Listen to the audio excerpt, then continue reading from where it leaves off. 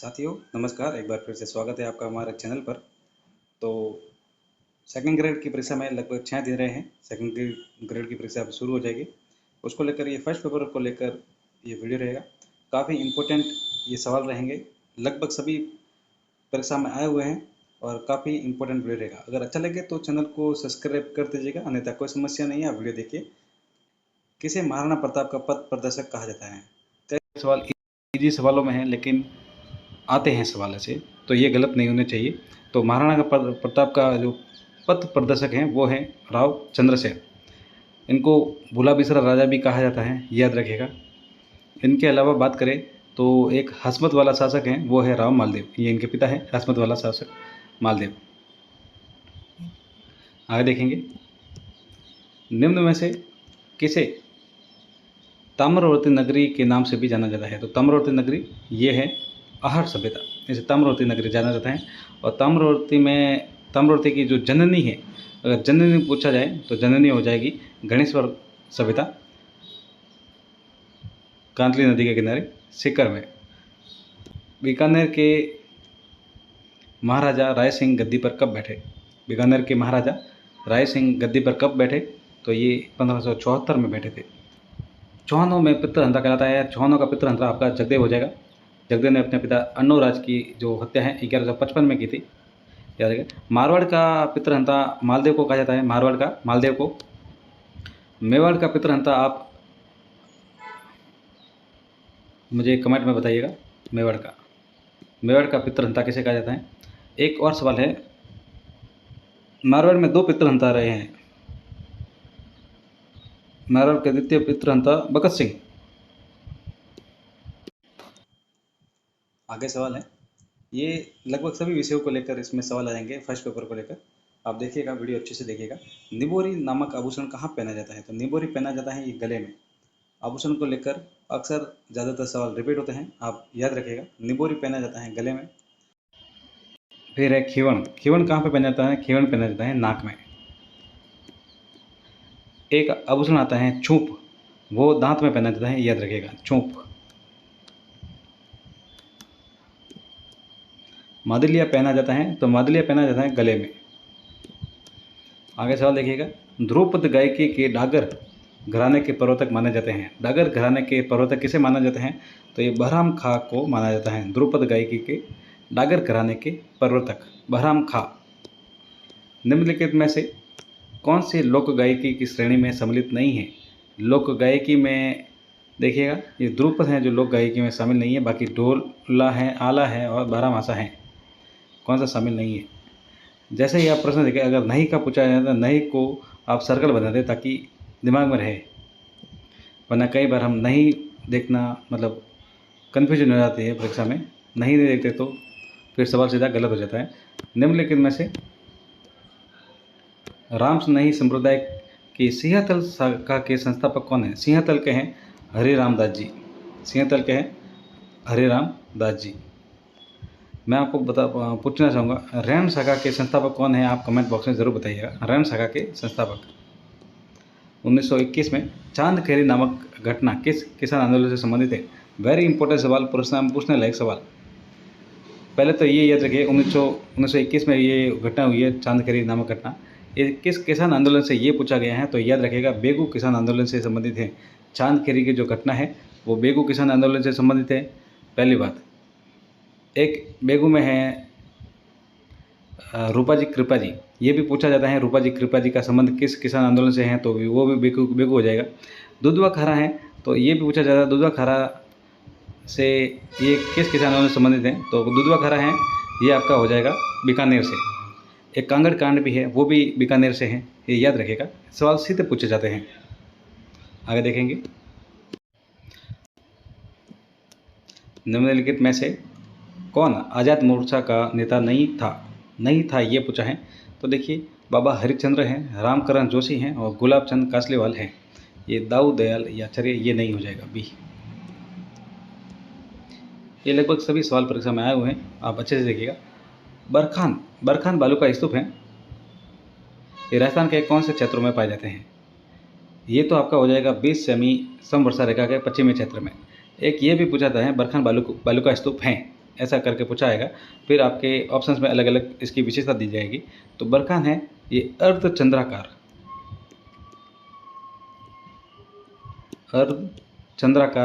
बालू का स्तूप है, याद रखिएगा। ये लिखने में थोड़ी दिक्कत आ रही है, आप देखिएगा। अर्धचंद्राकार बालू का स्तूप, ये बरखान बालू का स्तूप को कहा जाता है। ये 20 सेमी समवर्षा रेखा पश्चिमी क्षेत्र में पाए जाते हैं। कई बार पूछा गया सवाल, राजस्थान में अरावली पर्वत श्रृंखलाओं का विस्तार है। ये पहले भी रीट में पूछा गया है, और ये फिलहाल जो रीट हुई है अभी पात्रता परीक्षा, उसमें पूछा गया है। तो हो सकता है अभी वापस सेकंड ग्रेड में भी पूछा जा सकता है, क्योंकि सवाल रिपीट होते हैं। तो देखिएगा, जो राजस्थान में अरावली क्षेत्र का जो विस्तार है वो है उत्तर पूर्व से दक्षिण पश्चिम की ओर, याद रखिएगा। 2 नंबर राइट आंसर होगा। जिस दिशा में अरावली श्रेणियों की चौड़ाई बढ़ती जाती है वह दिशा है, ये सवाल देखिए। तो उत्तर पूर्व से दक्षिण पश्चिम, उत्तर पूर्व से दक्षिण पश्चिम, ये चौड़ाई बढ़ती जाती है। राजस्थान का जल विभाजक है, राजस्थान का जल विभाजक अरावली पहाड़ियाँ, 1 नंबर राइट आंसर हो जाएगा इसका। राजस्थान की प्री कैम्ब्रियन चट्टानों का आधारभूत वर्णन किया गया है। तो ये A.M. हेरोन द्वारा किया गया है। प्री कैम्ब्रियन जो चट्टान है उनका आधारभूत वर्णन A.M. हेरोन द्वारा किया गया है। अरावली पर्वत का विस्तार है, कौन से जिलों तक है ये बताना है। तो अरावली का जो विस्तार है वो गुजरात के पालनपुर से दिल्ली तक है। 3 नंबर राइट आंसर रहेगा इसका। राजस्थान के कौन से भाग में अधिकतम वर्षा प्राप्त होती है? निम्नलिखित विकल्पों में से सर्वाधिक उपयुक्त जो है वो चुना है, सर्वाधिक उपयुक्त। तो जो अधिकतम वर्षा है वो दक्षिण राजस्थान में होती है। फिर है भारत में उपलब्ध निम्न परिस्थितियों में से राजस्थान में सर्वाधिक रूप से उपलब्ध है। तो वर्षा में बहुत अधिक विषमता, 3 नंबर। गणेश्वर सभ्यता किस नदी के तट पर है? तो ये कामती नदी तट पर है। किस नदी का उद्गम सेवर की पहाड़ियों से है? सेवर की पहाड़ियाँ, ये साबी नदी है जो सेवर की पहाड़ियों से निकलती हैं। रूपारेल नदी का उद्गम, रूपारेल नदी का जो उद्गम है वो उदयनाथ की पहाड़ियाँ अलवर से हैं, याद रखिएगा। याद रखिएगा, उदयनाथ की जो पहाड़ियाँ हैं वो अलवर में है।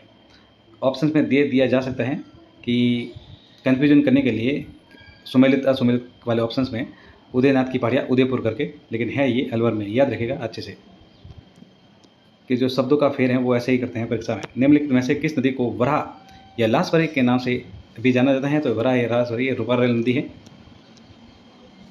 और अरवारी नदी का उद्गम है, अरवारी है ये थानागाजी के पास, सकरा बांध से इसका उद्गम है। हम देखेंगे अभी ये इनका उद्गम स्थल बताना है। तो खमनोर की पहाड़ियों से निकलती हैं, ये है बनास की नदी, खमनोर की पहाड़ियाँ बनास नदी। तो 3 नंबर पहले आ जाएगा। फिर गोगुंदा की पहाड़ियों से बेड़स नदी, 3-1। फिर बैराट की पहाड़ियों से निकलती हैं बाणगंगा, और छोटी सादी से निकलती है ये जाखम नदी, 3-1-4-2। तो इसका सही उत्तर हो जाएगा 1 नंबर। आगे है सुमेलित करना है, कौन किसकी सहायक नदी है ये हमें बताना है। तो देखिए, चंबल नदी की जो सहायक नदी है इसमें बामनी है, ये चंबल नदी की है। फिर लूनी की हो जाएगी ये बांडी नदी, माही की हो जाएगी अनास, और बनास की हो जाएगी मानसी नदी। 4 नंबर उत्तर इसका राइट आंसर हो जाएगा। आगे सवाल है, जायका राजस्थान के किस क्षेत्र में कार्य करती हैं? जायका राजस्थान में किस क्षेत्र में कार्य करती हैं? तो ये जल क्षेत्र में आजीविका सुधार में। इंदिरा परियोजना जो है वानिकी project overseas economic cooperation fund का संयुक्त साहस है। निम्नलिखित में से कौन से 2 राष्ट्रों के बीच ये समझौता हुआ है? तो ये भारत और जापान के बीच हुआ है। वेरी इंपॉर्टेंट सवाल, याद रखिएगा। ये जो ओवरसीज इकोनॉमिक कोऑपरेशन फंड का जो संयुक्त साहस है, इंदिरा गांधी नहर परियोजना वानिकी प्रोजेक्ट पर यह समझौता हुआ है, ये भारत और जापान के बीच हुआ है। हरित राजस्थान योजना आरंभ की गई है, ये 2009-10 में की गई है। राजस्थान में वालरा कृषि का एक प्रकार है, तो ये स्थानांतरित कृषि है, याद रखिएगा। वालरा एक स्थानांतरित कृषि है। राजस्थान में कौन से जिलों में वालरा कृषि जो पद्धति हैं वो संबंधित हैं? तो ये डूंगरपुर, बांसवाड़ा और उदयपुर में ये की जाती हैं। राजस्थान में भील जनजातियों द्वारा मैदानी भागों में की जाने वाली कृषि हैं। तो भील जनजातियों द्वारा ये मैदानी भागों में जो दजिया की जाती है, याद रखिएगा। सुमेलित करना है, जो खनिज दिए गए हैं वो हमें बताने हैं, कौन सा कहाँ पर है। तो देखिए, डेगाना टंगस्टन नागौर, मांडो की पाल ये फेल्सपारी है, झामरकोटा रॉक हॉस्पिटल उदयपुर, गोट मंगलूर जिप्सम, ये सभी सही हैं। 1 2 3 4 4 नंबर राइट आंसर 1 2 3 4। किस कोयले में अधिकतम मात्रा में कार्बन पाया जाता है? तो ये कार्बन पाया जाता है अधिकतम मात्रा में एंथ्रासाइट में। कपूडी खनन क्षेत्र राजस्थान के किस जिले में स्थित है? कपूडी खनन क्षेत्र ये बाड़मेर में है। फर्स्ट पेपर में मुझे जितना पता लग रहा है ये खनिज के जो है आपके टॉपिक नहीं है, ये कुछ सवाल आ गए हैं, आप देखिएगा इसको। राजस्थान फिल्म पर्यटन प्रोत्साहन नीति 2022 कब लॉन्च प्रख्यात की गई है? फिल्म पर्यटन जो प्रोत्साहन नीति है वो कब 2022 कब लॉन्च की गई है? तो ये 18 अप्रैल 2022 को लॉन्च की गई है। राजस्थान की प्रथम पर्यटन नीति किस वर्ष घोषित की गई? प्रथम पर्यटन नीति ये आपके 2001 में, याद रखिएगा, इंपॉर्टेंट सवाल पूछा जा सकता है। राजस्थान की प्रथम पर्यटन नीति 2001 में घोषित की गई है। राजस्थान में जो पर्यटन नीति 2020 कब लागू की है? तो ये 9 सितंबर 2020 को, याद रखिएगा, 9 सितंबर 2020 को राजस्थान की पर्यटन नीति लागू की गई है। किस दिन से राजस्थान की नई ग्रामीण जो पर्यटन नीति है लागू हुई है? नई ग्रामीण पर्यटन नीति ये 24 नवंबर 2022 को लागू की गई है। आगे सवाल है, मृदा में नवीन वर्गीकरण में राजस्थान में अल्फीसोल्स मृदा पाई जाती हैं। अल्फीसोल पाई जाती हैं आपके जयपुर, अलवर, दौसा, कोटा में। वर्टिसोल मृदा, तो वर्टिसोल झालावाड़, कोटा, बूंदी, बारा झालावाड़ जो है इसमें, झालावाड़, कोटा, बूंदी, बारा में। फिर आगे है वर्टिसोल जो मिट्टी है राजस्थान के किस भाग में मिलती हैं? तो वही आपका दक्षिणी पूर्वी जो हड़ौती वाला भाग है। राज्यों में सर्वाधिक जनसंख्या घनत्व जिला है, तो सर्वाधिक हो जाएगा आपका जनसंख्या घनत्व जयपुर में। इसके बाद नंबर आता है भरतपुर का, ये दोनों 500 से ऊपर हैं जनसंख्या घनत्व में। सवाल आता है कितने जिले हैं जो जनसंख्या घनत्व में 500 से ऊपर हैं? तो ये 2 हो जाएंगे, याद रखिएगा। एक बार आप चेक कर लीजिएगा, इसका लगभग 598 है जनसंख्या घनत्व और भरतपुर का हो जाएगा 503 के आसपास। एक बार आप चेक कर लीजिएगा, लेकिन है ये 500 के ऊपर दोनों। फिर है निम्नलिखित में से कौन से जिले जनसंख्या घनत्व सबसे कम पाया जाता है? जनसंख्या घनत्व सबसे कम पाया जाता है तो ये आपका बीकानेर में। जैसा कि ऑप्शन में सीधा आपको पता लग जाएगा, इसमें इतना सोचने की बात ही नहीं है। बीकानेर में ही ये जो ऑप्शन दिए गए हैं उनमें सबसे कम जनसंख्या घनत्व है। निम्नलिखित में से राजस्थान के न्यूनतम जनसंख्या घनत्व 2011 वाला जिला कौन सा है? तो इसमें बीकानेर। ऑप्शंस के अनुसार हमें चूज करना पड़ता है कौन सा है। किस मिट्टी को रेगुर मिट्टी के नाम से जाना जाता है? तो रेगुर मिट्टी ये है सिरुजा मिट्टी।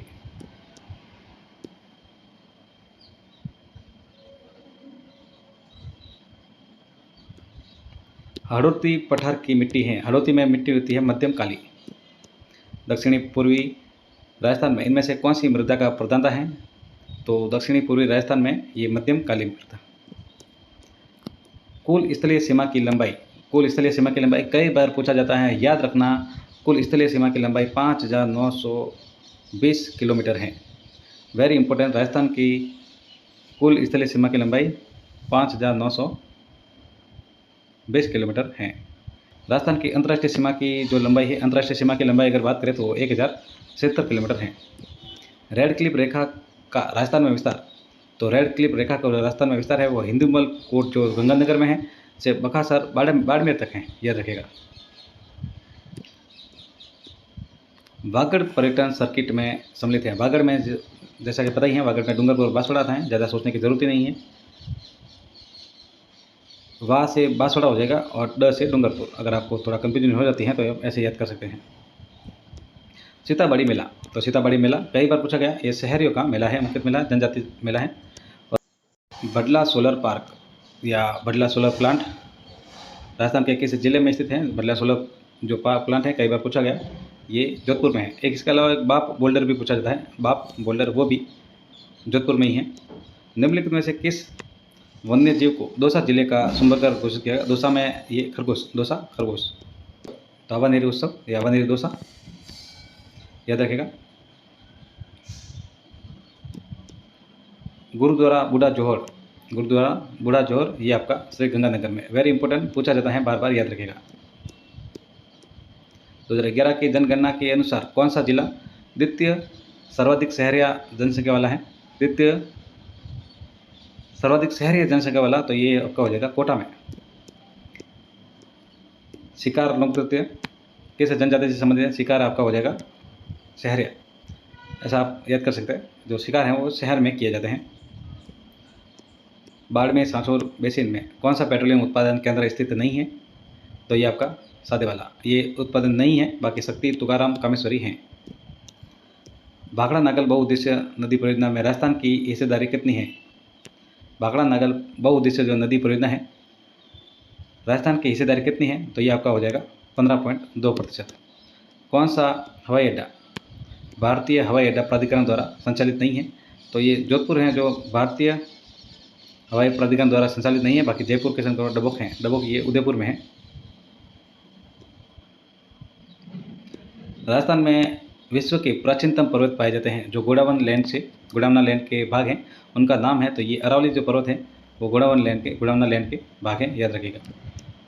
राजस्थान का कौन सा भाग है जो रेगिस्तान है? तो ये आपका जो पश्चिमी भाग है वो रेगिस्तान से संबंधित है। राजस्थान के भौतिक प्रदेशों का उत्तर से दक्षिण दिशा में अवस्थित सही क्रम बताना है। उत्तर से सही दिशा दक्षिण दिशा में, तो सबसे ऊपर हो जाएगा शेखावटी प्रदेश, फिर विंध्याचल श्रेणी, फिर लूनी बेसिन, फिर माही मैदान। राजस्थान का वह जिला जहाँ उष्णकटिबंधीय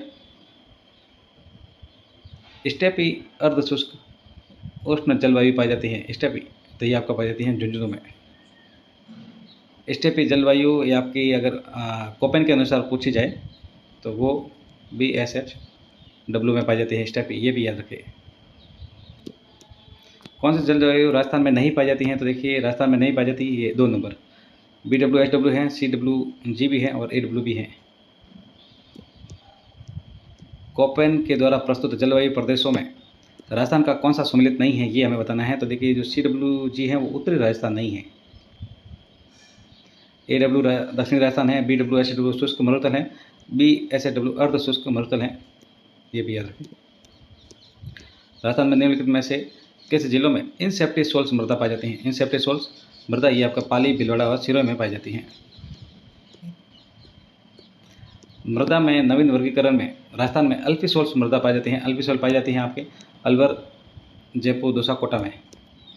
वर्टिसोल मृदा बता दिया है झालावाड़, कोटा, बूंदी, बारा में। ये सभी सवाल कर दिए हैं एक जगह, नहीं ये बाकी है। 2011 की जनगणना के अनुसार राजस्थान में पुरुषों की साक्षरता प्रतिशत, तो जो 2011 के अनुसार पूछा है तो वेरी इंपॉर्टेंट है, पूछा जाता है। तो पुरुषों की 79.2% है, याद रखेगा। ये 2011 की जनगणना के अनुसार राजस्थान में पुरुषों की साक्षरता है।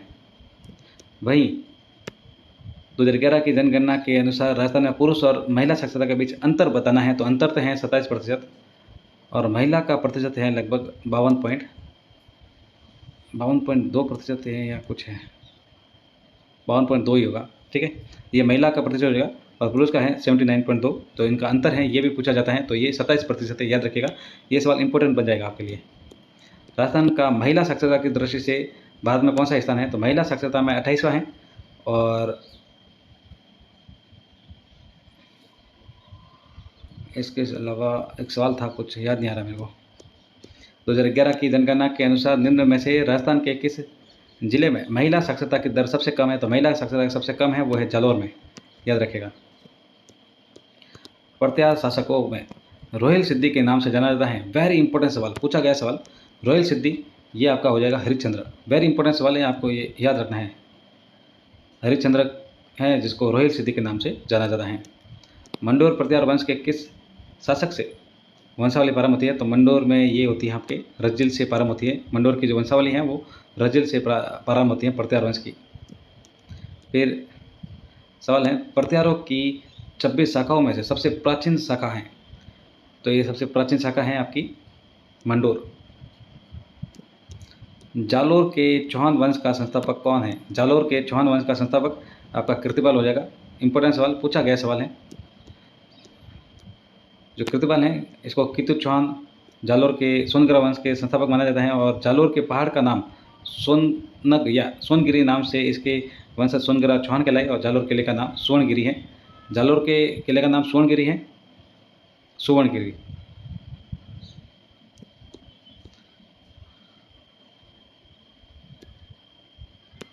जालोर के शासक अलाउद्दीन खिलजी के मध्य संघर्ष की जानकारी निम्नलिखित में किस ग्रंथ से प्राप्त होती है? जो जालोर का शासक है उसके और अलाउद्दीन खिलजी के मध्य जो युद्ध हुआ उसकी जानकारी हमें कानदेव प्रबंध से मिलती है। स उत्तर इसका राइट आंसर हो जाएगा। कानदेव प्रबंध की रचना जो है वो की थी पद्मनाभ ने। कई बार पूछा जाता सवाल है, ये सीधा सवाल पूछा जाता है कि इसकी रचना किसने की है कानदेव प्रबंध की, तो ये पद्मनाभ ने की है। इस ग्रंथ में जालोर पर अलाउद्दीन खिलजी का आक्रमण और जालोर के राजा कानदेव की वृद्धा का वर्णन है। फिर आगे है निम्नलिखित में से कौन सा शासक जालोर के चौहान वंश से संबंधित नहीं है? तो देखिए समर सिंह है, उदय सिंह है, कृतिपाल भी है, ये वत्सराज ये जालोर के चौहान वंश से संबंधित नहीं है। जहांगीर ने बादशाह बनने के बाद किस राजपूत शासक की कमी की थी, मनसब में कमी की थी? जहांगीर जब बादशाह बना उसने किस राजपूत शासक के मनसब में कमी की थी? तो ये मान सिंह के मनसब में कमी की थी इन्होंने। ये सवाल लगभग सभी परीक्षाओं में पूछे गए हैं, याद रखिएगा। महाराजा मान सिंह की मृत्यु कहाँ पे हुई? तो ये एलिचपुर महाराष्ट्र में हुई थी। पूछा जाता है सवाल एलिचपुर महाराष्ट्र में। निम्नलिखित में से किस राजपूत शासक द्वारा निहत तरंग रचित हुआ? देखिए जो शासक होते हैं उनकी रचनाएं वो काफ़ी इंपॉर्टेंट हो जाती हैं। तो ये शासक द्वारा हैं, तो कौन सा शासक था? जो राजा द्वारा अगर कोई रचना की जाती है तो वो आपको खास याद करनी है। तो ये बुद्ध सिंह द्वारा, राव बुद्ध सिंह द्वारा निहत तरंग की रचना की गई है, वेरी इंपॉर्टेंट। निम्नलिखित में से किस अभिलेख में बूंदी का नाम वृंदावती मिलता है? तो ये मिलता है रणकपुर लेख में।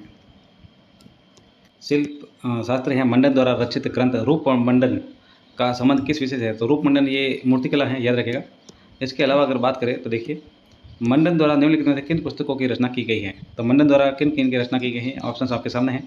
तो देखिए राजवल्लभ भी है, रूपा अवतार भी है, देव मुर्मी प्रकरण भी है और वास्तुसार भी है। ये मंडन द्वारा रचित हैं। कई बार तो सीधा पूछा जाता है कि राजवल्लभ और रूपा अवतार किसने रचना की है? तो ये मंडन द्वारा रचना है। इनके अन्य रचनाएं भी याद देख लेते हैं और इनकी विषय वस्तु क्या है वो भी हम देख लेते हैं साथ में। देखिए तो रूप मंडन है, मंडन द्वारा रचित है। प्रसाद मंडन है, कोदंड मंडन है, वास्तु मंडन है, वास्तुसार है, वेद मंडन है, शाकुन मंडन है, देव मूर्ति प्रकरण है और राजवल्लभ मंडन है। तो राजवल्लभ मंडन इंपॉर्टेंट है। सामान्य नागरिकों के आवासीय ग्रहों से लेकर राजप्रसाद एवं नगर रचना का इसमें विस्तृत वर्णन मिलता है। इसके अलावा अगर बात करें तो वास्तुसार ये याद रखेगा, दुर्ग भवन नगर निर्माण और इनके संबंध है। वास्तु मंडन वास्तुकला और प्रसाद मंडन है वो दिवाले निर्माण में, और रूप मंडन जो इसमें पूछा गया था मूर्तिकला विषय में है। इसे प्रतिहार के भिनमाल शाखा का संस्थापक था। प्रतिहार के भिनमाल शाखा का संस्थापक है वो है नागभट्ट प्रथम, याद रखेगा। नागभट्ट प्रथम है प्रतिहारों की जो भिनमाल शाखा है उसका संस्थापक, और भिनमाल की जो प्रतिहार शाखा है उसे रघुवंशी प्रतिहार कहा जाता है, ये भी याद रखे, इंपॉर्टेंट। निम्नलिखित में से किस शासक को प्रतिहारों का पितृहंता कहा जाता है? पितृहंता ये आपका हो जाएगा मिहिर भोज। प्रतिहारों का पितृहंता मिहिर भोज को, जैसा कि मैंने आपको पहले बताया, एक बार वापस बता देता हूँ, याद रखिएगा। प्रतिहारों का पितृहंता हो जाएगा मिहिर भोज। वही मारवाड़ के दो पितृहंता रहे हैं, एक है मालदेव राव गंगा, इनके पिता की हत्या की थी, और दूसरे हैं बकत सिंह जिन्होंने अपने पिता अजीत सिंह की हत्या की थी। ये मारवाड़ के दो पितृहंता हो गए। ये प्रतिहारों के पितृहंता हो जाएंगे मिहिर भोज। मेवाड़ के पितृहंता को लेकर मैं आपको कमेंट बॉक्स में जानना चाहूँगा, कमेंट बॉक्स में आप जरूर बताएं मेवाड़ के पितृहंता किसे कहा जाता है, याद रखिएगा। और जो मिहिर भोज है अपने पिता रामभद्र की हत्या कर शासक बने थे, तो ये पितृहंता प्रतिहारों के मिहिर भोज। इन्होंने वराहमीर की उपाधि इनको मिली है। काल भोज भी इन्हीं को कहा जाता है, याद रखिएगा। इस सवाल सीधे पूछे जाते हैं। गुर्जर प्रतिहार अपने आप को किसका वंशज मानते हैं? तो गुर्जर प्रतिहार कई बार पूछा गया, ये राम के भाई लक्ष्मण का अवतार मानते हैं अपने आप को। और नंदीपुर भड़ोच के गुर्जर प्रतिहार राज्य का संस्थापक तो ये दत्त प्रथम है, याद रखिएगा, दत्त प्रथम। ये यशपाल हैं, ये गुर्जर प्रतिहार वंश का अंतिम शासक है, ये भी याद रखिएगा। ये भी कई बार पूछा जाता है कई बार कि गुर्जर प्रतिहार का अंतिम शासक कौन है, तो ये यशपाल हो जाएगा। और गुर्जर प्रतिहार राज्य का जो संस्थापक है ये नंदीपुर भड़ोच को लेकर पूछा है, तो इसका दत्त प्रथम है। वेरी इंपॉर्टेंट सवाल, देखिए परीक्षा में पूछने लायक सवाल, और ऐसे ही सवाल पूछे जाते हैं। प्रतिहार शब्द का शाब्दिक अर्थ क्या है? ऑप्शन आपके सामने है, द्वारपाल, प्राणघातक, प्रजापालक और अंगरक्षक। तो ये द्वारपाल है, इनका जो शाब्दिक अर्थ है द्वारपाल है, याद रखिएगा। वेरी इंपॉर्टेंट सवाल। किस प्रतिहार शासक के समय चांदी व तांबे के सिक्के मिलते हैं जिन पर श्रीमद आदिवराह शब्द मिलता है? तो आदिवरा, जैसा कि आदिवरा उपाधि है इनकी मिहिर भोज की, आप सीधा जा सकते हैं आंसर की तरफ। प्रतिहारों का अंतिम शासक मैंने आपको बता दिया यशपाल। फिर ये मंडोर शाखा की जो वंशावली है वो हमें सही क्रम बताना है, तो इसमें कुछ कम दिए गए, मैं आपको सीधा बता देता हूँ।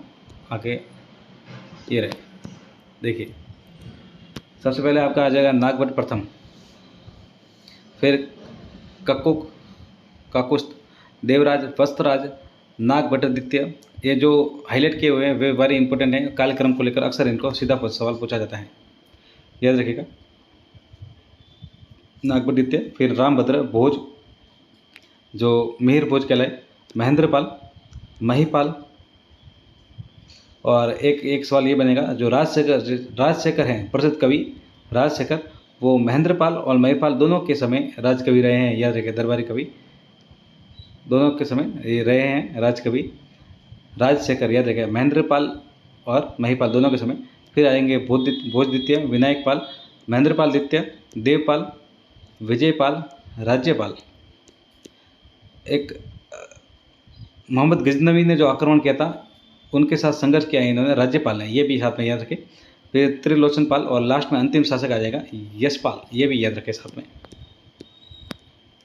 गुर्जर प्रतिहार वंश के जो शासक हैं मंथन देव, इन्होंने कहाँ पे शासन किया, तो ये राजौरगढ़ में, याद रखेगा राजौरगढ़।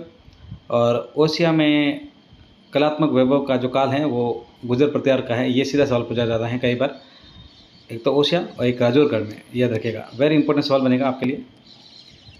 डूंगरपुर में नौलखा बावड़ी का निर्माण किसने करवाया, ये अभी सवाल पूछा गया था। डूंगरपुर में नौलखा बावड़ी का निर्माण किसने करवाया, तो ये प्रेमल देवी द्वारा कराया गया, याद रखेगा। नौलखा बावड़ी कहाँ पे है ये भी पूछा जाता है, ये डूंगरपुर में है। इसका निर्माण किसने कराया, तो प्रेमल देवी ने कराया। ये आसकरण की महारानी प्रेमल देवी है, जिन्होंने 1586 में नौलखा बावड़ी का निर्माण कराया।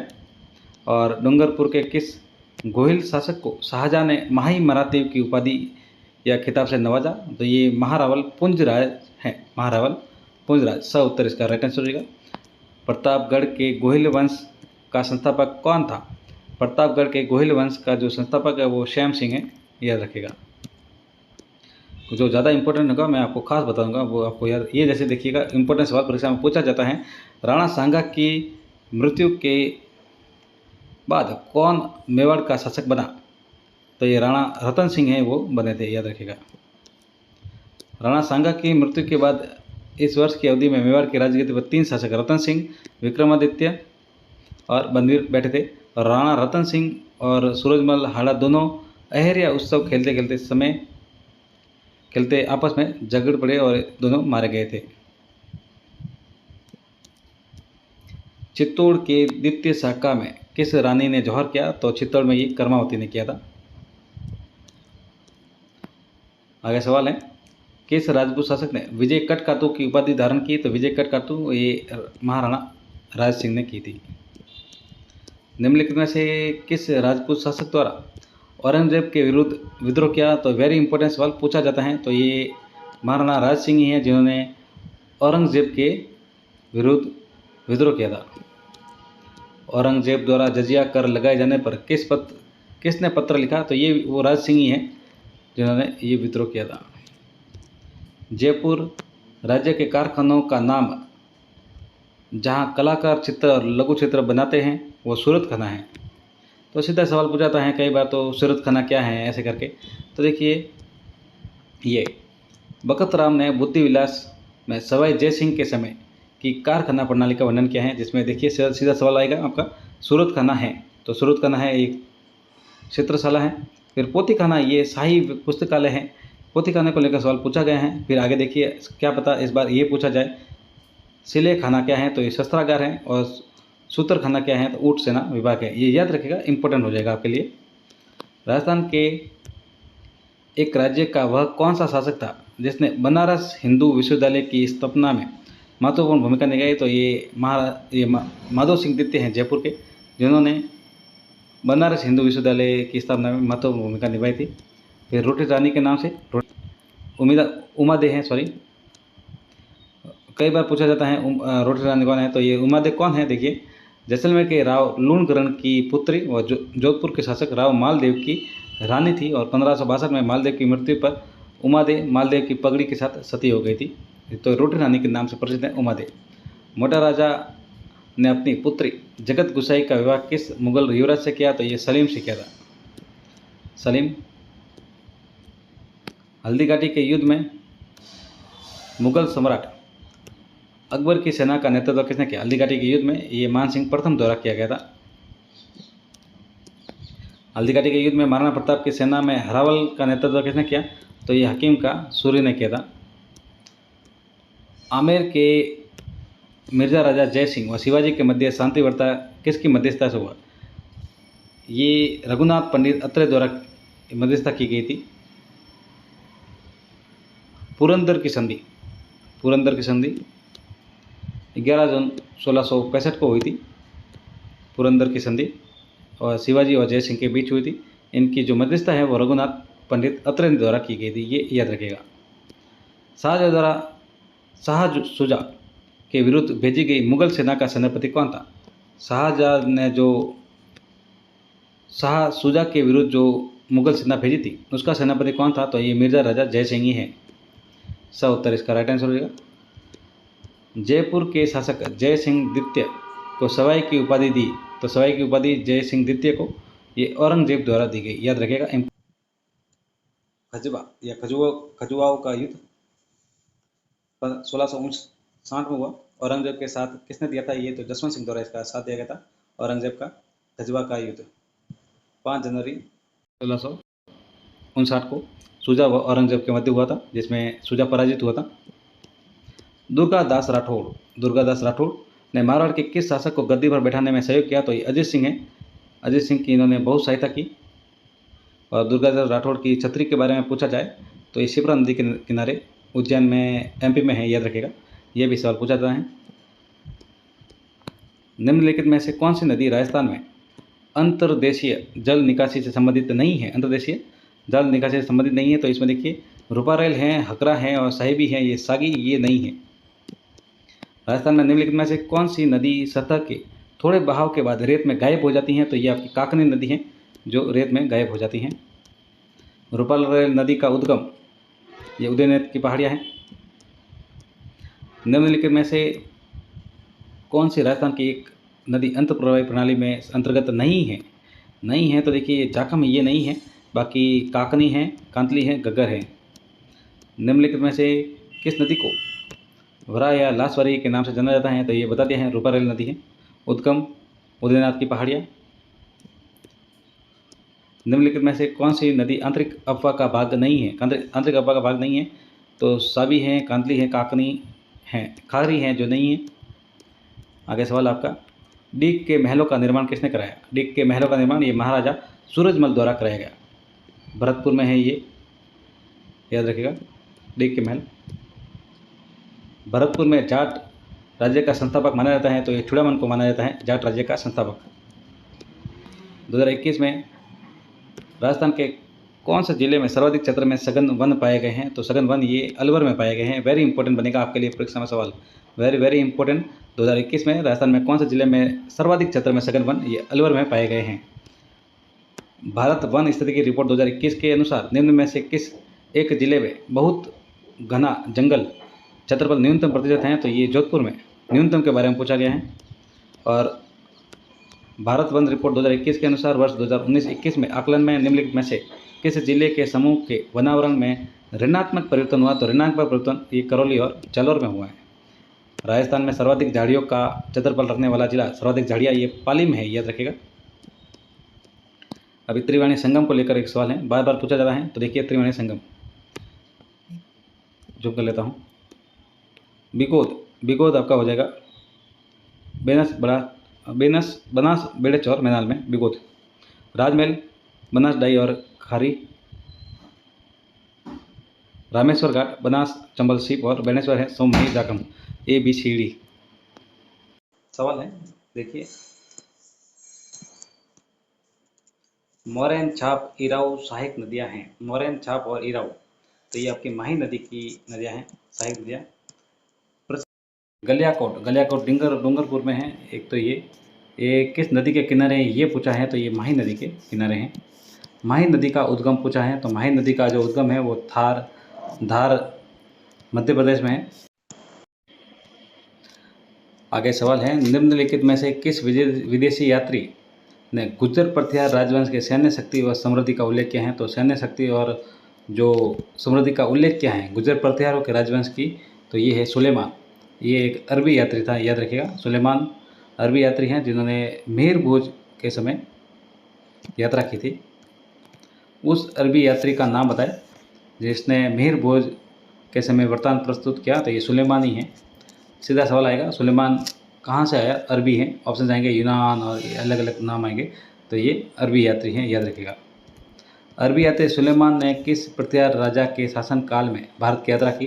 तो ये भोज प्रथम या मिहिर भोज, जो भी नाम आए। सवाल किसी भी तरीके से आ सकता है। फिर है, निम्नलिखित में से कौन सा शासक गुर्जर प्रथियार राजवंश से संबंधित नहीं है? तो देखिए, नागभट्ट द्वितीय हैं, देवपाल भी है, महेंद्रपाल, ये भरतभट्ट, ये नहीं है कोई। निम्नलिखित में से फसलों में से किसी प्रादेशिक भाषा में नरमा कहा जाता है? तो नरमा कहा जाता है कपास को।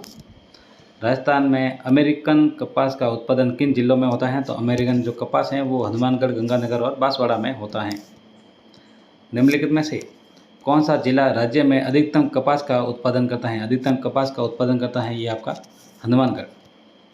वीरनार, वरलक्ष्मी और शंकर 4, ये किस फसल की विकसित नस्लें हैं? तो ये आपकी कपास की नस्लें हैं, याद रखिएगा। वीरलक्ष्मी कई बार पूछा गया है, शंकर 4 और वीरनार। राजस्थान द्वारा पहली वन नीति का अनुमोदन, पहली वन नीति फरवरी 2010 में। और राजस्थान सरकार ने किस वर्ष राजस्थान राज्य पर्यावरण नीति यानी राजस्थान स्टेट एनवायरनमेंट पॉलिसी बनाई है? तो ये बनाई है आपकी 2010 में। सवाल कैसे भी पूछा जा सकता है, आपको प्रेजेंस ऑफ माइंड वहीं पे रखना है अच्छे से, बिना कन्फ्यूजन के। जो आपने पढ़ा है वो सही है, परीक्षक के शब्दों में नहीं जाए। वो परीक्षक हमेशा शब्दों में आपको उलझाने के लिए अलग अलग शब्द देगा, आसपास के शब्द यूज़ किए जाएंगे। तो आपने जो पढ़ा है वो सही है, बस सीधी बात है। आपने अगर उसके बारे में नहीं पढ़ा है तो आप रिस्क ले सकते हैं आपने जो पढ़ा है, क्योंकि ज़्यादातर कन्फ्यूज करने के लिए अलग शब्द दे दिए जाते हैं, याद रखिएगा। वन विभाग राजस्थान की स्थापना कब की गई? तो ये की गई थी 1950 में। राजस्थान वन नीति 2023 में राज्य में अगले 20 वर्षों में वन आवरण को भौगोलिक क्षेत्र में कितने प्रतिशत तक बढ़ाया जाना है? तो ये आपके 20% बढ़ाया जाना है। राजस्थान में पर्यटन विभाग की स्थापना हुई, पर्यटन विभाग की 1956 में हुई है ये। राजस्थान में पर्यटन विकास निगम लिमिटेड की स्थापना कब की गई है? तो 1 अप्रैल 1979 में की गई है। राजस्थान में पर्यटन को उद्योग का दर्जा किस वर्ष मिला? पर्यटन को उद्योग का दर्जा मिला है ये 1989 में मिला है। राजस्थान में पर्यटन विभाग की स्थापना 1956 में की गई। वेरी इंपॉर्टेंट सवाल पूछा जाता है। और राजस्थान पर्यटन विकास निगम RTDC की स्थापना 1978 में की गई। इसे 1 अप्रैल 1979 को कार्य करना शुरू किया। और इसका मुख्यालय कहाँ पे है? तो ये पूछा जाता है। ये जयपुर में इसका मुख्यालय है, राजस्थान पर्यटन विकास निगम RTDC का मुख्यालय, याद रखिएगा।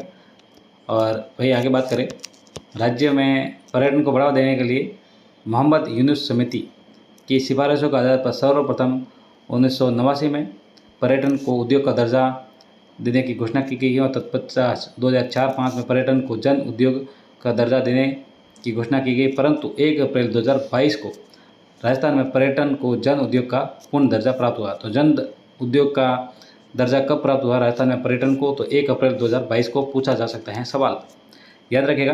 राजस्थान में पर्यटन को जन उद्योग का दर्जा, ये पूर्ण दर्जा प्राप्त हुआ है 1 अप्रैल 2022 को। फिर एक सीमेंट को लेकर भी कई बार सवाल पूछा जाता है कि कौन सा सीमेंट कहाँ पे है। तो देखिए सीधा सवाल आएगा, ACC लिमिटेड, जो ACC सीमेंट लिमिटेड है, ये राजस्थान का प्रथम सीमेंट कारखाना है। पहली बात, ये लाखेरी बूंदी में है। कई बार पूछा जाता है राजस्थान का प्रथम सीमेंट कारखाना कहाँ पे स्थापित किया गया था, कहाँ पे खोला गया था? तो लाखेरी बूंदी में। पहला सवाल। ACC सीमेंट सुमेलित करने को लेकर पूछा जाए तो लाखेरी बूंदी।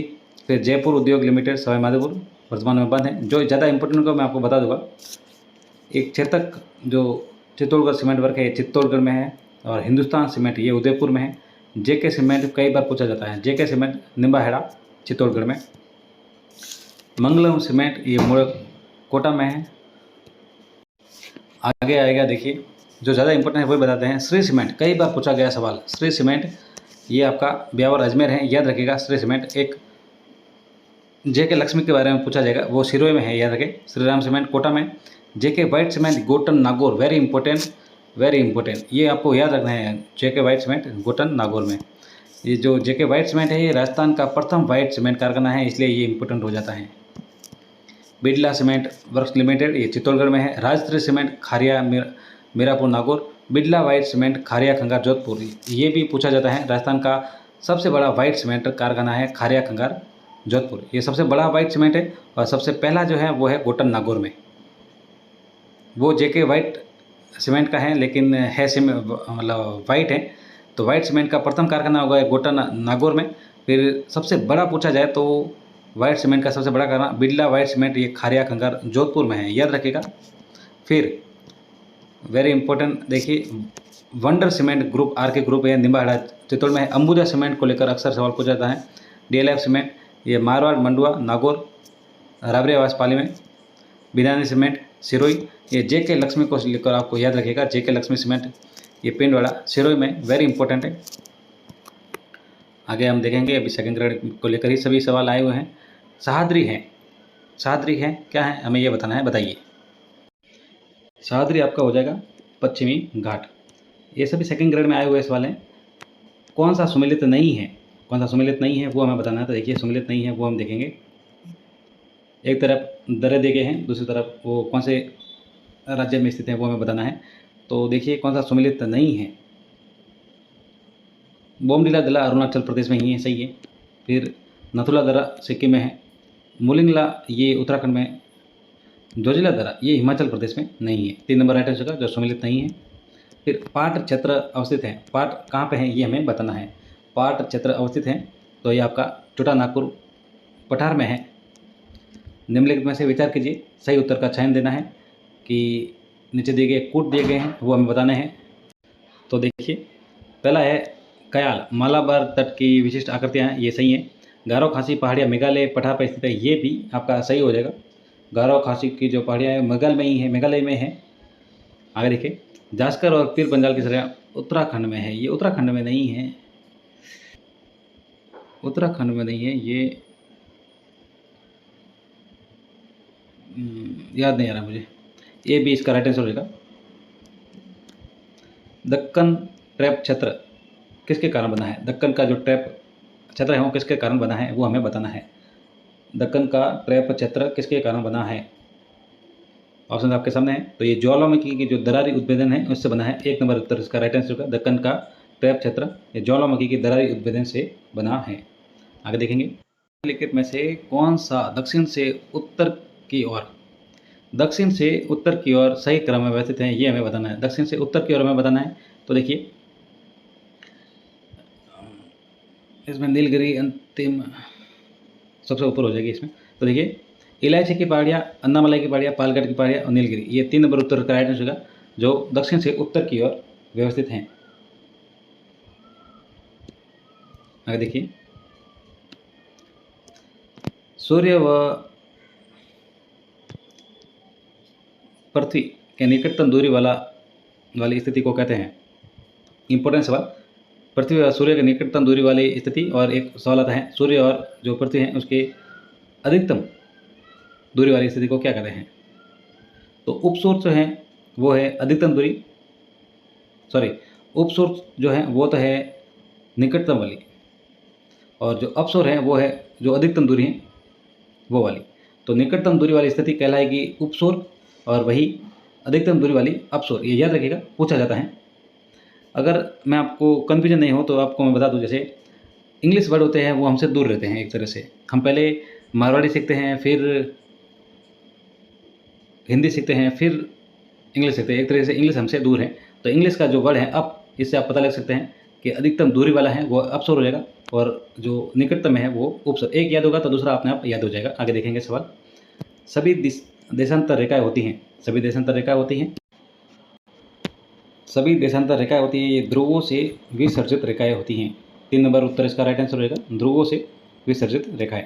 यदि पृथ्वी का अक्ष झुका हुआ नहीं होता तो सूर्य की किरणें लंबवत पड़ती, केवल कौन सी रेखा पर पड़ती वो हमें बताना है। यदि पृथ्वी का अक्ष झुका हुआ नहीं होता तो सूर्य की किरणें लंबवत पड़ती तो केवल कहाँ पर पड़ती, ये हमें बताना है। तो इसका आंसर हो जाएगा भूमध्य रेखा पर सीधे गिरती। आगे सवाल देखेंगे, यदि पृथ्वी का घूर्णन बंद हो जाए तो क्या होगा, क्या प्रभावित होगा, वो हमें बताना है। ऑप्शन आपके सामने है, आप बताइए।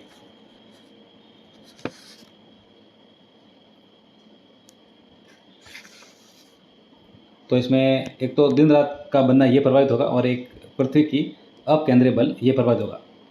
तो दो नंबर इसका राइट आंसर हो जाएगा। पृथ्वी के परिक्रमण का कौन सा प्रभाव नहीं है, पृथ्वी के परिक्रमण का कौन सा प्रभाव नहीं है, ये हमें बताना है।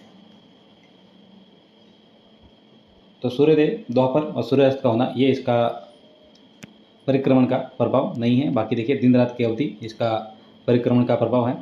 फिर ऋतुओं में परिवर्तन ये भी है और हवाओं की पेटियों का खिसकना ये भी है, इसका परिक्रमण का प्रभाव नहीं है। ये पृथ्वी के घूर्णन का सबसे प्रमुख प्रभाव क्या होता है, पृथ्वी के घूर्णन का सबसे प्रमुख प्रभाव क्या होता है, ऑप्शन आपके सामने है, ये हमें बताना है। तो पृथ्वी के घूर्णन का जो सबसे प्रमुख प्रभाव होता है वो है दिन रात का होना। पृथ्वी तथा चंद्रमा की अधिकतम दूरी की अवस्था कहलाती है, पृथ्वी तथा चंद्रमा की अधिकतम दूरी ये क्या कहलाती हैं, वो हमें बताना है। तो ये अपभू कहलाती है। ये पृथ्वी और चंद्रमा के बारे में पूछा है, ये भी याद रखिएगा अलग से। पृथ्वी और चंद्रमा की अपभू कहलाती है, जो अधिकतम दूरी है वो याद रखिएगा। कोरियोलिस बल है जो विषुवत रेखा पर होता है। कोरियोलिस बल विषुवत रेखा पर होता है, कितना होता है वो हमें बताना है। तो ये होता है 0, विषुवत रेखा पर ये 0 होता है। फिर आगे देखेंगे में से वो सम्मिलित करना है। देखिए कौन सा सिद्धांत किसने दिया है। तो देखेंगे सबसे पहले समवन तरंग का सिद्धांत है, वो हमें दिया है, होम्स ने दिया है। भूत सन्नति का सिद्धांत दिया है, कोबर ने दिया है। तापीय संकुचन का सिद्धांत दिया है जेफरीज ने। और महाद्वीपीय संकलन का सिद्धांत दिया है, वो है दिया है डेली ने। तो इसका राइट आंसर रहेगा 3 नंबर उत्तर इसका राइट आंसर रहेगा। एक बार वापस देख लीजिए।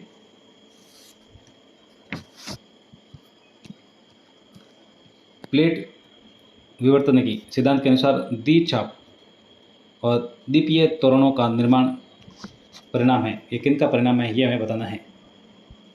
तो ये महासागरीय प्लेटों के अभिसरण का है, ये इनका परिणाम है, याद रखिएगा। आगे हम देखेंगे ये कुछ सीधे प्रजनन और अनुसंधान केंद्र सीधे पूछे जाते हैं, वो हमें याद करने जरूरी है। कई बार सीधे पूछे जाते हैं, कई बार सम्मिलित करने को लेकर पूछे जाते हैं और कई बार पूछा जाता है इनमें से कौन सा सही नहीं है। तो राष्ट्रीय ऊँट अनुसंधान केंद्र जो 1984 में है, जोहड़ बीच बीकानेर में है। ऊँट अनुसंधान केंद्र जोहड़ बीच बीकानेर। केंद्रीय ऊन विकास केंद्र ये जोधपुर में है। भेड़ और ऊन अनुसंधान केंद्र अविका नगर टोंक। ये देखिए जो टिक कर रहा हूँ वो पूछे गए सवाल है, बार बार पूछे जाते हैं, याद रखिएगा।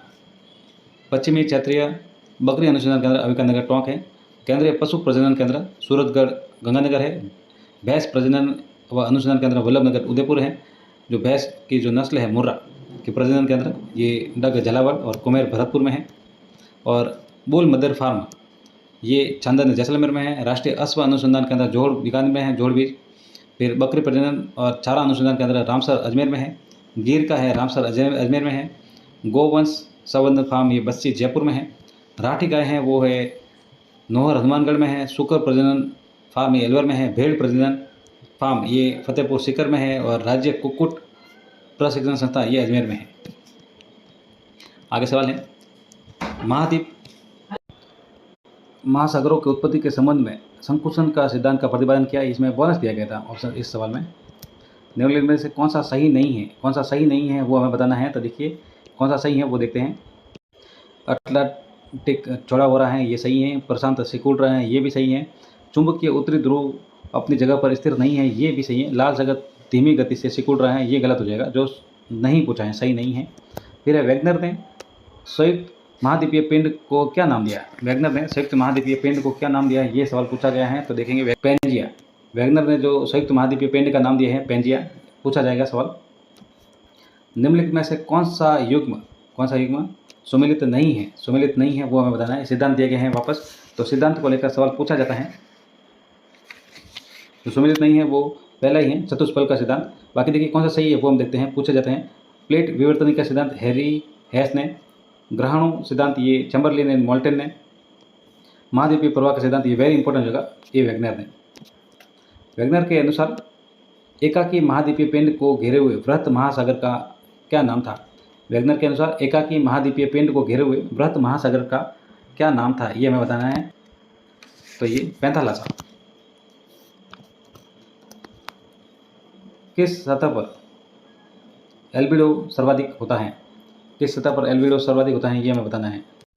एल्बिडो सर्वाधिक होता है पुरानी बर्फ पर, याद रखिएगा। एल्बिडो सर्वाधिक कहाँ पर होता है? ये पुरानी बर्फ पर होता है।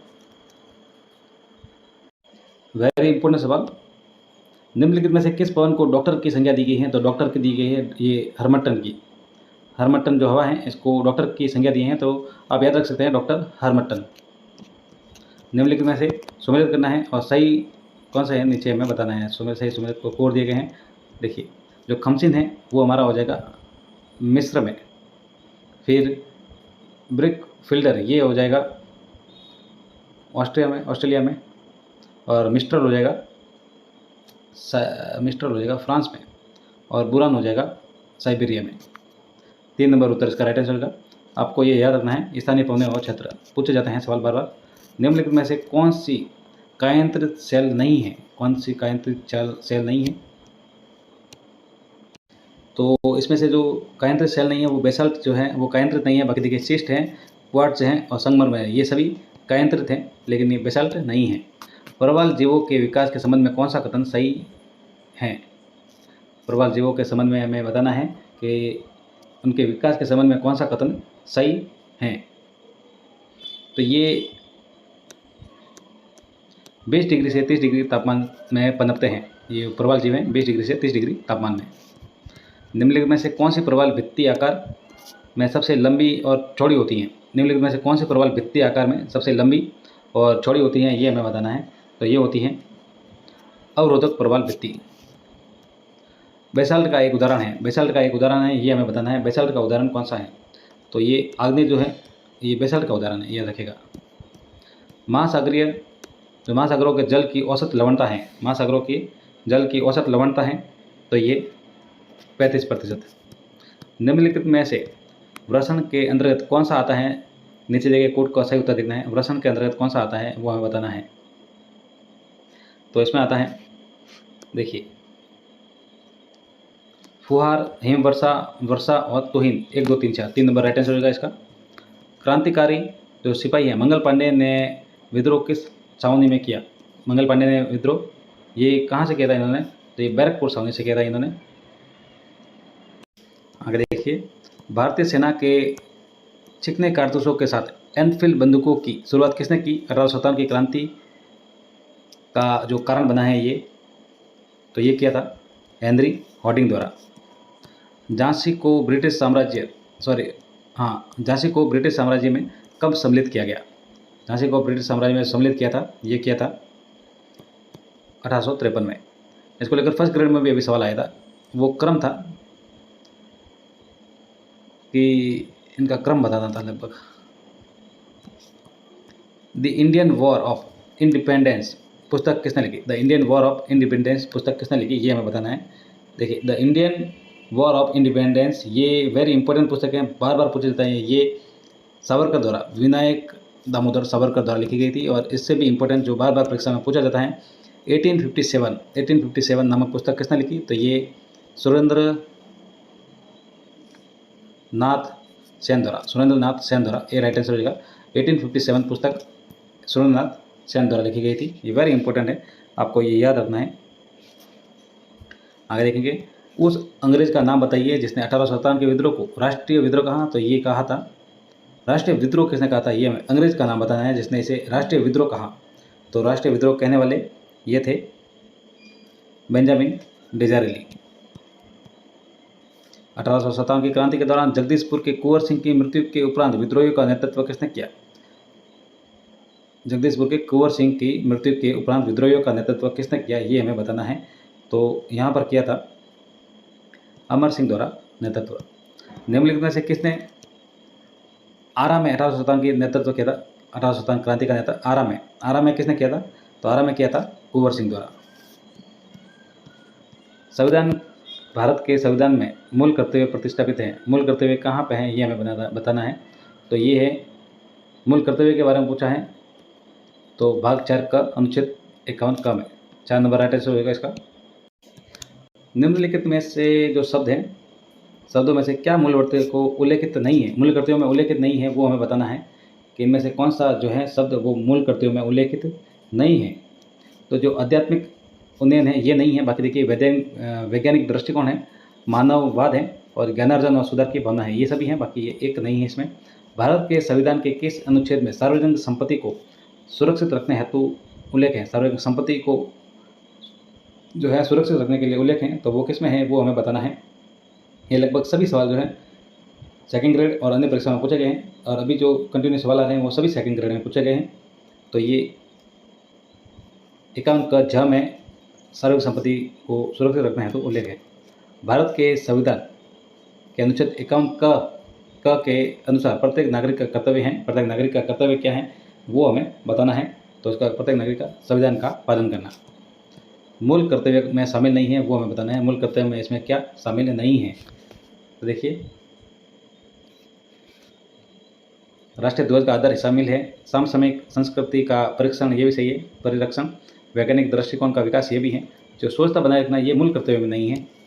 निम्नलिखित कर्तव्यों में हमारी संस्कृति को बताया गया है, हमारी संस्कृति को बताया गया है, तो ये सामसिक। निम्नलिखित में से किस वर्ष में संयुक्त राष्ट्र ने मिलेनियम डेवलपमेंट गोल्स बनाए? तो संयुक्त राष्ट्र ने मिलेनियम डेवलपमेंट का जो गोल्स बनाया है वो 2000 में बनाया।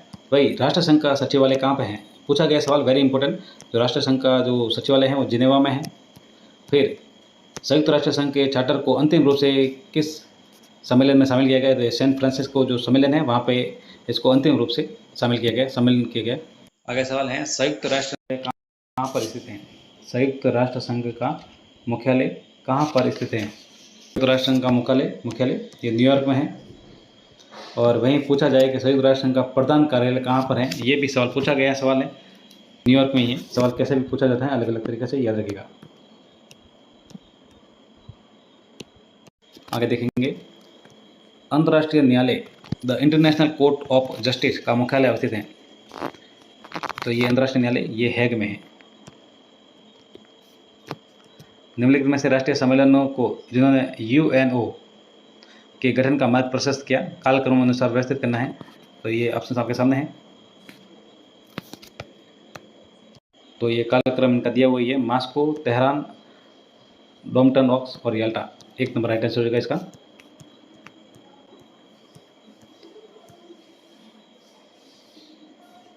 को राष्ट्र संघ अस्तित्व में आया? राष्ट्र संघ कब अस्तित्व में आया ये हमें बताना है। तो राष्ट्र संघ अस्तित्व में आया था 10 जनवरी 1920 को। आगे है यूएनओ जो संयुक्त राष्ट्र संघ है, इसकी स्थापना किस वर्ष हुई? तो ये 1945 में हुई थी संयुक्त राष्ट्र संघ की स्थापना। इंपॉर्टेंट सवाल पूछा जा सकता है। यूएनओ की स्थापना 1945 में हुई। वहीं आगे देखेंगे, संयुक्त राष्ट्र जो सुरक्षा परिषद के स्थायी सदस्य के लिए भारत ने किस समूह का गठन किया? भारत ने किस समूह का गठन किया ये सवाल पूछा गया है। तो ये किया था G4 का। आगे सवाल है, राज्यों में राष्ट्रपति शासन से संबंधित भारतीय संविधान का अनुच्छेद है। तो राज्यों में राष्ट्रपति शासन से संबंधित है तो ये 356 है। आगे देखेंगे, उपराष्ट्रपति राष्ट्रपति का त्यागपत्र किसे संसूचित करता है? उपराष्ट्रपति लगभग आपके टॉपिक में नहीं है सेकेंड ग्रेड में अभी, तो ये सवाल पहले आया हुआ है। तो उपराष्ट्रपति जो राष्ट्रपति को त्याग किसे संसूचित करता है? तो ये करता है लोकसभा अध्यक्ष को। किस संविधान संशोधन के द्वारा वयस्क मताधिकार की आयु 21 वर्ष से घटाकर 18 वर्ष कर दी गई थी? तो ये की थी 61वां संविधान संशोधन। ये परीक्षा में पूछा गया सवाल है, बार बार पूछा जाता है। इसमें बात करें तो देखिए, संविधान में 18 वर्ष की आयु प्राप्त प्रत्येक नागरिक को समान रूप से मताधिकार प्रदान किया गया है। बाकी इसके जो कब किया गया, तो 61वें संविधान संशोधन द्वारा किया गया। ये वेरी इंपॉर्टेंट हो जाएगा, सवाल सीधा पूछा जाता है। सही सुमेलित है ये हमें बताना है। कौन सा सही सुमेलित नहीं है ये हमें बताना है। तो देखिए कौन सा सही सुमेलित है। अनुच्छेद 17 छुआछूत का उन्मूलन, ये सही है। 21 जीवन व व्यक्तिगत स्वतंत्रता दैहिक सुरक्षा, ये सही है। ये चॉइस गलत हो जाएगा। प्राथमिक शिक्षा का अधिकार, ये गलत हो जाएगा। ये बाल श्रम या ऐसा कुछ है, 23 24। और 29 है अल्पसंख्यकों की संस्कृति का रक्षा। तो 3 नंबर राइट आंसर होगा इसका, जो सही सम्मिलित नहीं है। आगे सवाल है, देखिए मूल अधिकार हैं जिनको सही सम्मिलित करना है। देखिए सही सम्मिलित करते हैं। कारखानों में बालकों के नियोजन का प्रतिषेध, ये 24 में हो जाएगा जो ऊपर बताया था। फिर अंतकरण की स्वतंत्रता, ये अंतकरण की स्वतंत्रता है, ये 25 में है। फिर बलात् श्रम का जो प्रतिशत है वो किस में है, तो वो है 23 में। और अल्पसंख्यकों के हितों की रक्षा, ये 29 में हो जाएगा। 2 नंबर इसका राइट आंसर हो जाएगा। मूल अधिकार को लेकर अक्सर सवाल आते हैं और रिपीट ही होते हैं, आपको एक बार पढ़ना चाहिए। सवाल जो है फ्री का नंबर है एक तरह से।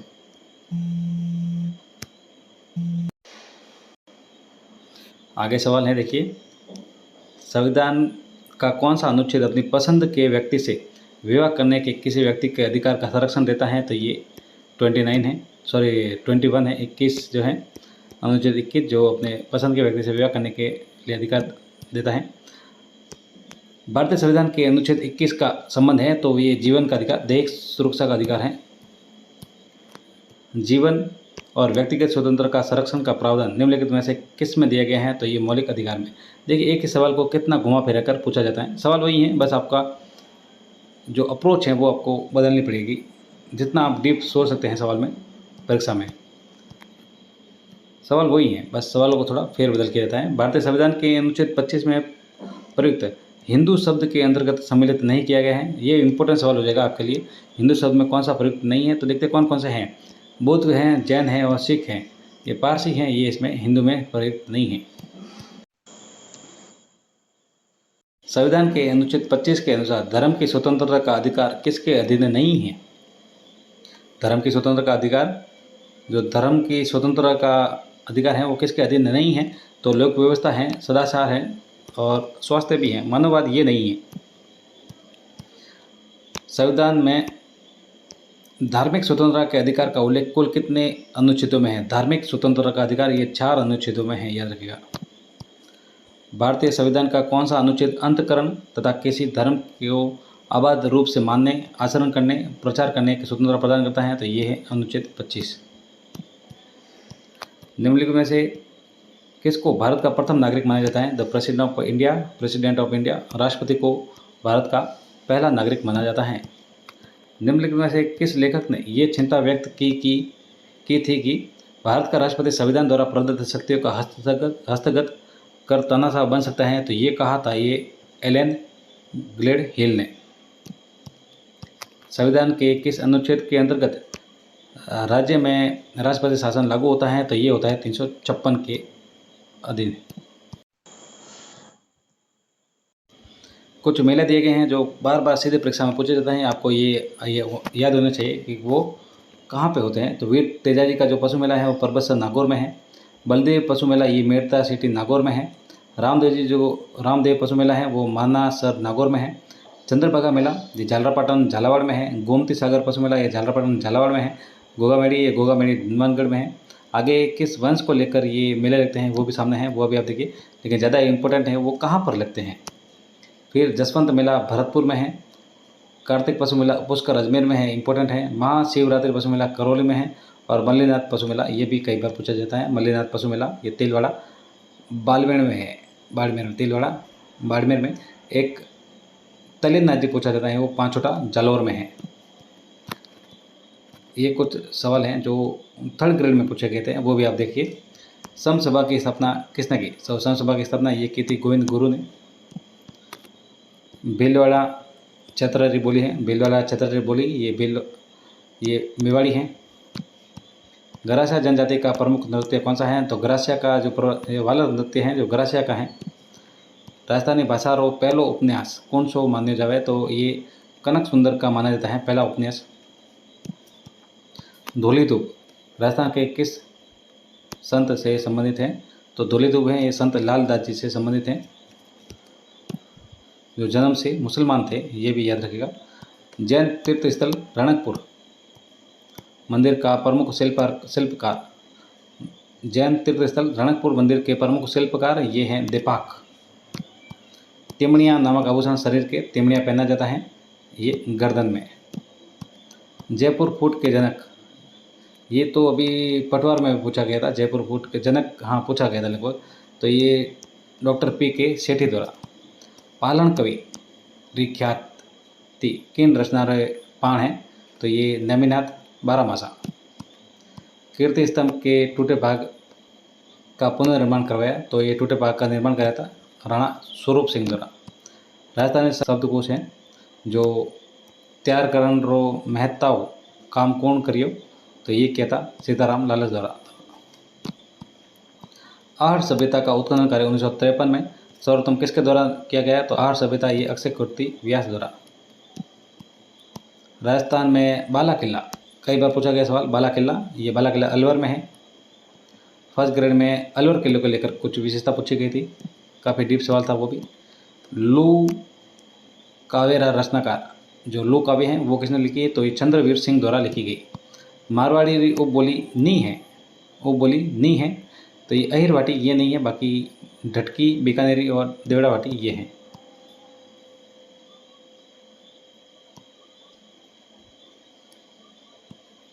कृष्ण कुमारी किस राज्य की राजकुमारी थी? तो ये कृष्ण कुमारी ये मेवाड़। कृष्ण कुमारी विवाद हुआ था, आपने पढ़ा होगा।